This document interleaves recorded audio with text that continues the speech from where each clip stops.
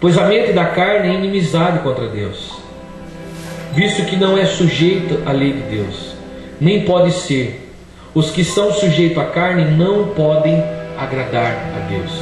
Agora eu falo para você, sujeito à carne, sujeição à carne, o que é isso? Quem poderia arriscar a falar para mim o que é ser sujeito à carne? Adultério? Fornicação? Masturbação? Promiscuidade? Ficar? Catar? Viver uma vida do jeito que quer, desregrada? De vez de orar, fazer baladas? Curtição? Todas essas coisas são inimizades contra Deus. Todas essas coisas é se ajuntar, é se aliançar com a carne. E se aliançar com a carne, eu desprezo as coisas de Deus. Eu desprezo as coisas de Deus. Aí ele continua falando: pois a mente é inimizade contra Deus, visto que não é sujeito à lei de Deus. Você não está sujeito à vontade de Deus, nem pode ser. Os que estão sujeitos à carne não podem agradar a Deus. Por que eu falo que é uma escolha de Deus e não nossa?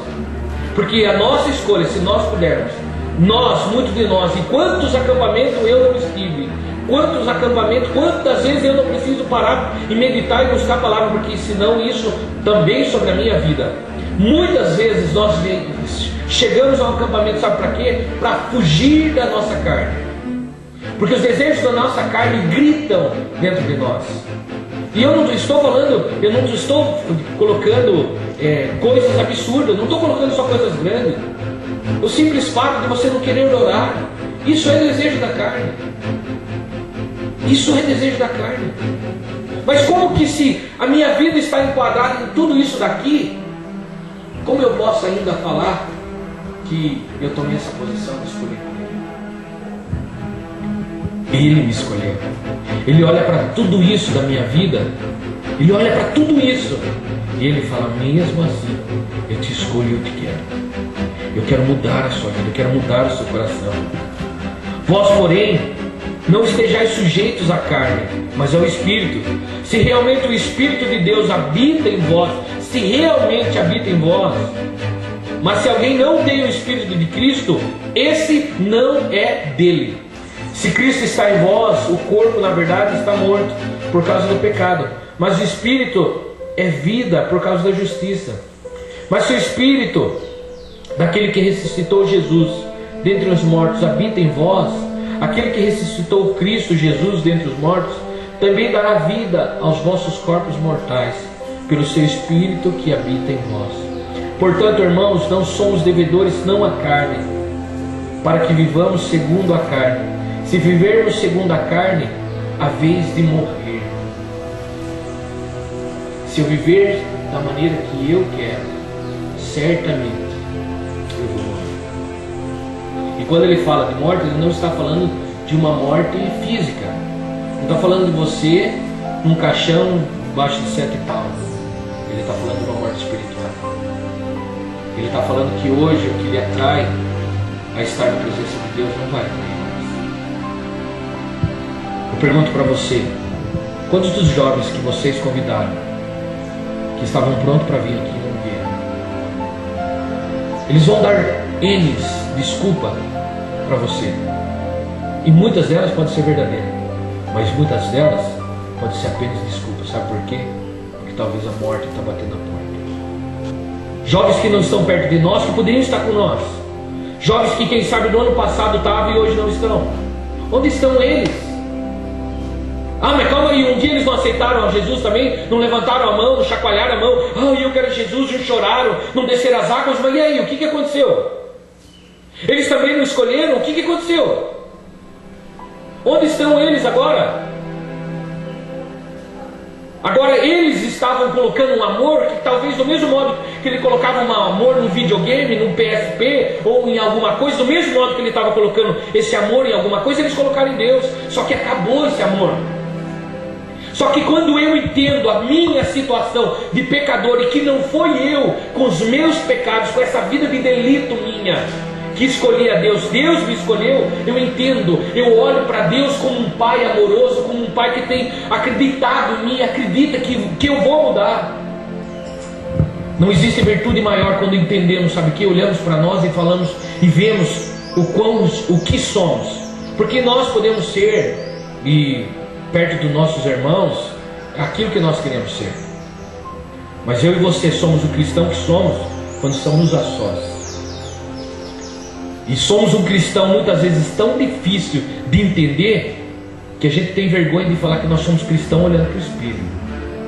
Experimente isso, experimente recitar, olhando para o espelho, que você é uma nova criatura em Cristo Jesus. Sabe por quê? Porque nós estamos sendo formados e a nossa vida está um processo. A nossa vida está num patamar de crescimento com Deus. Mas vivemos num tempo de tanta superficialidade. Vivemos um tempo de tanta... As pessoas mais não conhecem mais a palavra de Deus. Já não se acha mais jovens como Josué, que oravam, que buscavam, que choravam e que buscavam ver as diferenças. Nós não vemos mais. Não vemos pessoas que choram pela dor do pecado, que vão, apronto que fazem, chegam em casa com um peso no coração.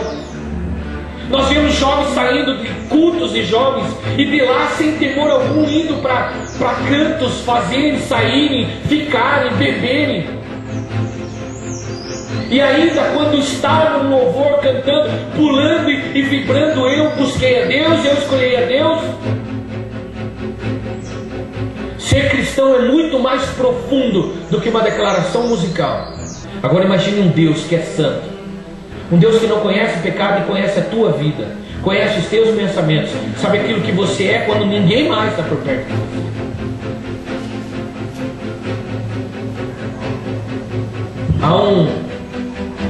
Aí ele fala o seguinte, pois todos os que são guiados pelo Espírito de Deus, estes são filhos de Deus. Só é filho quem é guiado. Será que Deus olha o coração do homem? Se olhar para o coração, está todo mundo, porque a palavra de Deus fala que todos pecaram e instituídos estão. Então se Deus olhar para o coração, também está perdido. Deus enxerga algo em nós que nós mesmos não enxergamos. E Deus olha a nós e me olhou um dia lá na Ana, tudo sujo, todo destruído.